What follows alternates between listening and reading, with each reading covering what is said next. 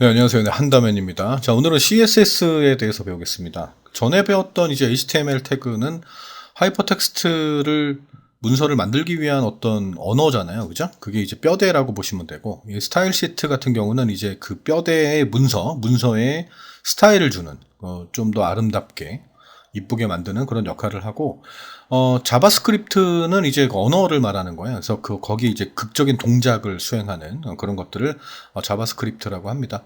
그래서 그 중에서 이제 우리는 이쁘게 만드는 스타일 시트에 대해서 배우겠습니다. 1996년에 W3C라는 기관이 있어요. 거기서 HTML에 제한된 기능이 있기 때문에 추가적으로 처리하기 위해 개발되었고요. 기존의 HTML 태그에 추가적인 스타일을 설정해서 보기 좋은 웹페이지 구현을 가능하게 하는 게 목적입니다. 그게 스타일 시트고요. 스타일 시트의 기본은 HTML의 요소의 스타일 등을 지정할 수가 있는데, 그 스타일은 색상이라든지 글꼴이라든지 배치라든지 뭐 이런 것들, 그런 것들이 스타일 시트의 기본 요소가 되는 거고요. 종류에는 이제 인라인 스타일이라는 게 있고요. 내부 스타일이 있고요. 외부 스타일이 있습니다. 그래서 이거 인라인이라는 거는 그냥 HTML 태그 안에 들어가는 그 문장을 말하는 거예요. 그래서 그냥 별도로 구분되어 있는 게 아니라고 보시면 돼요. 그냥 여기 한 줄만 이렇게 딱 넣으면 되는 거예요. H1의 스타일은 이거예요. 컬러를 레드로 할 거예요. 뭐 글꼴의 컬러를 뭐 빨간색으로 할게요. 이런 식으로 한 줄을 추가하는 건데 되게 빠르게 수행할 수는 있죠. 뭐 장점은. 하지만 아주 길어지죠. HTML 그 스타일을 인라인 스타일을 적용하다 보면, 되게 많이 입력하다 보면 이게 되게 길어지니까 보기가 좀 그렇죠. 좀 지저분해지는 그런 단점이 있습니다. 하지만 속도는 되게 빠릅니다. 바로바로 반영이 되기 때문에. 내부 스타일은 이제 스타일 태그가 있어요. 스타일 태그를 이용해가지고 딱 넣으면 누가 봐도 이거 스타일 시트구나, CSS구나, 이거 누가 봐도 알 수 있게끔. 이것도 이제 HTML 태그 안에 넣긴 하지만 이 스타일과 닫는 스타일, 닫는 태그죠, 그죠? 요 안에 넣기 때문에 구분하기가 좀 편하죠. 보기가. 네, 그런 역할을 합니다. CSS 블록이 있고요. 선택자가 나오고요. 속성 값이 나오게 됩니다. 그런 특징을 가지고 있습니다. 바디라는 게 있고요. 백그라운드는 블랙으로 하겠습니다. 뭐 이런 식으로. 나는 뭐 바디라는 스타일은 그 백그라운드를 블랙으로 하겠습니다. 뭐 이런 얘기가 되겠죠. 외부 스타일은 이제 스타일 시트에 그 저장되어 있는 별도의 파일이 있어요. 그래서 확장자가 CSS라는 확장자. 그러니까 확장자가 이제 뭐냐면 파일명이 있고요.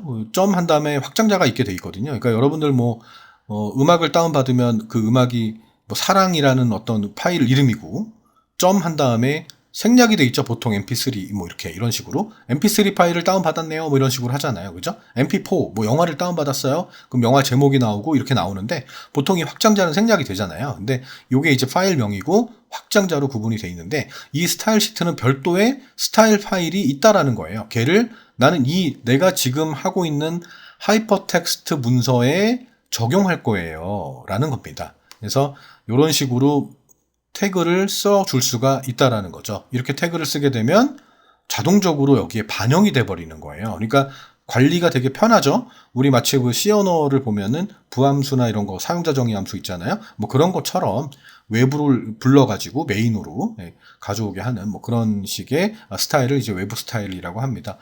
인라인은 추가하는 거였고요. 내부 스타일은 태그 안에 있긴 하지만 스타일이란 태그로 구분하게 되어 있고요. 외부 스타일은 별도의 파일이 있다. 걔를 가져오게 돼 있다. 태그는 요 명령줄을 이용한다라는 겁니다. 네, 다음요. 자, 다음 CSS 명령어입니다. 너무 깊게 들어갈 필요는 없습니다. 어차피 필기시험이기 때문에 이 명령어들에 대해서만 좀 학습하시면 되겠습니다. CSS의 텍스트 명령어에서 컬러가 있습니다. 이건 말 그대로 글꼴의 텍스트에 색상을 지정할 수가 있는데요. 색상 이름을 직접 쓸 수 있어요. 뭐 빨간색, 뭐 레드, 뭐 블루, 뭐 이런 식으로 쓸 수 있고요. 이름을 직접 쓰는 거예요. 자, 16진수로 쓸 수 있어요. 이렇게 쓸 수도 있고요. RGB 값으로 직접 입력할 수 있고요. RGBA라는 건 이제 투명도를 말하는 거예요. 그래서 RGB 값을 쓰고 그 옆에 투명도, 투명하게 비치냐 안 비치냐 뭐 이런 거를 할 수가 있다라는 겁니다. 뭐 좌우지간 CSS 텍스트 명령어에서 컬러라는 명령은 텍스트의 색상을 지정하는 거구나, 이렇게 알면 되고요. 디렉션은 텍스트의 방향을 말합니다. 이게 방향을 말하는 거니까 말 그대로. Left to right란 얘기입니다. 그러니까 LTR이라는 거는 왼쪽부터 오른쪽으로 글자의 방향을 쓴다는 얘기고, RTL 하면 그 반대, 오른쪽부터 왼쪽으로 글자를 쓰겠다는 얘기가 됩니다. 글자의 방향을 말하는 겁니다. 백그라운드 컬러가 있습니다. 글자의 배경색을 지정하는 겁니다. 백그라운드 컬러 이거는 그 글자의 여기에 배경색을 지정하는 그런 내용입니다. 그러니까 문서의 배경이 아닙니다. 헷갈릴 수 있어서 말씀을 드립니다. 색상을 쓰는 방법은 이런 식으로 똑같이 있습니다. 컬러 속성과 같이 문단의 일부에만 배경색을 지정하고 싶으면 스팬이란 태그를 이용합니다. 스팬 태그를 이용하면 그 부분에만, 거기에만, 우리가 그 한글에서, 아래 한글에서 영역을 잡잖아요. 영역을 잡아가지고 여기만 색상을 주잖아요. 그런 거랑 비슷하다고 보시면 됩니다. 그걸 하는 일이 스팬이라는 태그가 할 수 있습니다. 라인 하이트입니다. 이거 높이잖아요. 라인은 줄이고요. 그러니까 줄 간격을 말합니다. 그래서 행간을 지정할 수가 있고요. 1.5 이렇게 직접 숫자를 쓸 수도 있습니다. 그래서 글꼴의 1.5배, 150%, 24 픽셀 이런 식으로 쓸 수 있다라는 겁니다.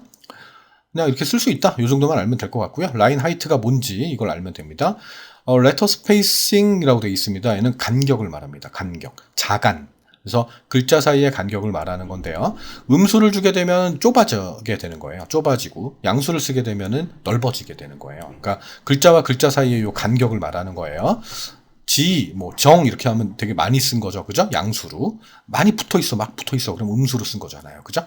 텍스트 얼라인입니다. 얼라인은 정렬을 말하는 거예요. 그래서 왼쪽 정렬, 가운데 정렬, 오른쪽 정렬, 양쪽 정렬 이런 식으로 있다라는 거예요. 그래서 텍스트 얼라인이 정렬이구나. 워드 스페이싱이라는 게 있습니다. 단어와 단어 사이의 간격을 말하는 겁니다. 그러니까 레터 스페이싱은 글자 간격을 말하는 거고 워드는 단어잖아요. 단어의 간격을 말한다고 보시면 되겠습니다. 폰트 패밀리는 글꼴을 지정하는 겁니다. 그래서 폰트 패밀리 한 다음에 아리얼 그럼 아리얼 글꼴, 산스 세리프 그럼 산스 세리프라는 글꼴, 궁서 그럼 궁서라는 글꼴, 뭐 이렇게 글꼴을 지정할 때는 폰트 패밀리 씁니다. 어디서? CSS 텍스트 명령에서 쓰는 명령어들입니다. 나올 수 있습니다. 네, 다음요. 자, 다음 폰트 사이즈는 글꼴의 크기를 지정할 때 쓰는 명령어이고요. 태그고요. 네, 폰트 사이즈는 16픽셀 이런 식으로. 네, 크면 클수록 커지겠죠. 그죠? H1, H2 거랑 다른 겁니다. 이건 직접 써주는 겁니다. 폰트 웨이트는 글꼴의 굵기를 지정하는 겁니다. 그러니까 폰트 웨이트, 볼드가 굵게 한다는 그런 뜻이거든요. 이 무게잖아요. 무게감이 느껴지는 거죠. 그죠? 폰트 스타일. 글꼴의 기울임을 지정할 수가 있습니다. 그래서 노멀, 이탈릭, 오블리크 이렇게 쓸 수 있습니다. 그러니까 노멀은 그냥 보통이고요. 이탈릭은 기울임이고요.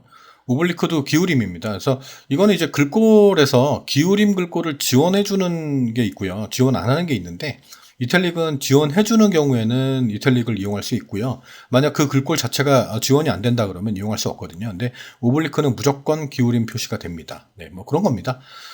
다시 폰트 웨이트는 굵기입니다. 볼드를 이용하고 있고요. 폰트 스타일은 이탈릭입니다. 대표적인 게 이탈릭이니까 얘를 좀 기억하시길 바랍니다. 얘도 같은 기능을 합니다.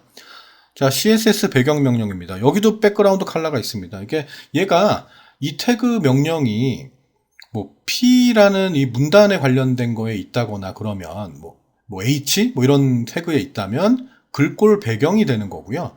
바디에 있다면 div 이런 태그도 있거든요. 하여튼 바디 태그에 있다면 얘는 문서 전체에 해당하는 그 배경을 말하는 거예요. 그래서 배경색을 지정한다라는 건 똑같은 태그 이름을 사용하게 돼 있다라는 거를 기억하면 되고요. 백그라운드 이미지라는 거는 말 그대로 배경의 이미지를 쓰잖아요. 그 배경에 제 블로그도 마찬가지지만 그 배경이 그냥 하얀색은 아니잖아요. 그 배경의 어떤 그림을 집어넣을 수가 있다라는 얘기가 되죠. 백그라운드 리피트는 배경 이미지의 반복을 말하는 거예요. 그래서 내 문서의 그 화면의 크기보다 그 그림 자체가 조그만 경우에는 반복을 어떤 식으로 할 거니, 안 할 거니, 할 거면 그 X방향, 수평 방향으로 반복되게 그림이 이렇게 있으면은 그림이 이렇게 졸라맨처럼 이렇게 있다. 그러면 얘가 반복되게 이렇게 할 거니 아니면 아래로 반복하게 할 거니 그런 걸 지정할 수가 있다라는 거예요. 얘가 바로 그런 개념이라고 보시면 됩니다. 백그라운드 포지션입니다. 배경 이미지의 위치를 지정할 수 있다는 얘기죠. 그래서 중앙에 할 거니, 레프트 탑, 왼쪽 상단에 할 거니, 왼쪽 중앙에 할 거니, 왼쪽 바닥에 할 거니, 라이트 탑은 오른쪽 상단에 할 거니, 라이트 버텀은 오른쪽 바닥에 할 거니. 그러니까 그림 자체의 위치를 말하는 거죠. 여기 할 거니, 그럼 레프트 탑, 여기 할 거니, 그럼 라이트 버텀 이렇게 하시는 거죠. 백그라운드 어태치먼트입니다. 문서가 스크롤 될 때 배경 이미지의 스크롤 여부. 그러니까 따라가게 할 거니, 그러니까 문서를 우리가 이렇게 있어서 이 스크롤이 있잖아요. 스크롤바를 이렇게 내리게 되잖아요. 내리게 되면 그림이 따라오게 할 거니 아니면 안 따라오게 할 거니 그냥 고정되게 할 거니 뭐 이런 거잖아요. 그죠? 네, 그런 거를 이제 백그라운드 어태치먼트라고 합니다. 이런 명령어들이 있다라는 거 기억하시면 되겠습니다. 네, 다음요. 다음은 CSS 박스 모델입니다. 컨텐츠가 있고요. 그리고 패딩이 있고요. 보더가 있고요. 마진이 있습니다. 그래서 안에서부터 밖으로 뻗어나가는 영역을 말합니다. 지역을 말하는 거예요. 컨텐츠는 말 그대로 컨텐츠가 들어가는 영역을 말해요. 실제 내용, 텍스트나 이미지나 동영상이 들어가는 부분을 컨텐츠 영역이라고 하고 순수한 컨텐츠가 들어가는 공간을 말합니다.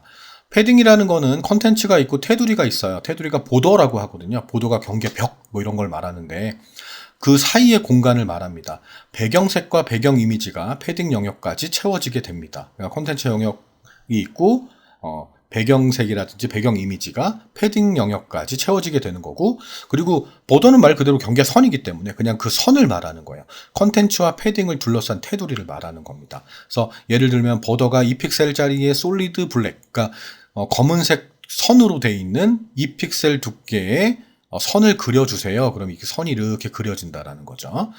마진은 이제 바깥 여백을 말합니다. 경계선 밖에서 박스 모델의 최종 경계선까지의 여백을 말합니다. 배경색이 적용되지 않고 투명합니다. 그래서 코파덜마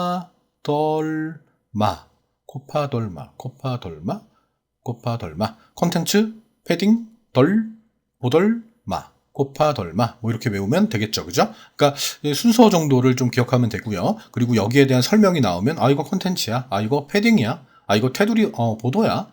이거 마진이야. 이렇게 알 수 있으면 되는 거겠습니다. 되는 겁니다. 네, 다음요.